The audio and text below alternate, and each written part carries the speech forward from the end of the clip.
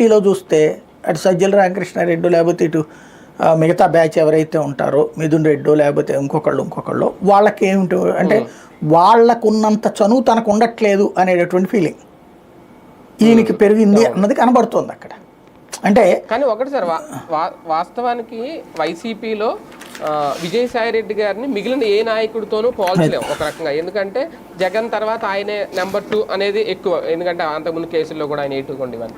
కానీ అంటే ఒక బాలినేని శ్రీనివాసరెడ్డి మాట్లాడినా, లేదంటే గంధి శ్రీనివాస్ మాట్లాడినా, ఆళ్ళ నాని మాట్లాడినా, మోబుదేవి వెంకటరమణ మాట్లాడినా, లేదంటే వాసిరెడ్డి పద్మ మాట్లాడినా, వీళ్ళందరూ కూడా జగన్ నిర్ణయాలను తప్పుపట్టారు. జగన్ మీద కాస్తంత అసహనం వ్యక్తం చేశారు, వాళ్ళు రాజీనామాలు చేసి బయట చేశారు.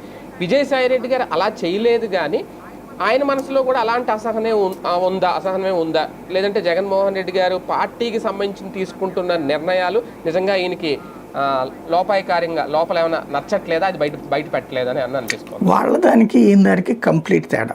వాళ్ళు ఏంటంటే రాష్ట్రంలో వాళ్ళ అవసరాలు, వాళ్ళకి ఏంటి మంచి పదవులే పొందారు, వాళ్ళు ఏం తక్కువ తీసుకున్నారు, మరి పదవులు అనుభవించినటువంటి వాళ్ళే ఆ పదవులకి పోయిన తర్వాతన ఇప్పుడున్న రాష్ట్ర ప్రభుత్వం ఒత్తిడి తట్టుకోవాలన్నా లేదా కులపరమైనటువంటి ఇష్యూస్ ద్వారా కావచ్చు వెళ్ళారు అవతలకి.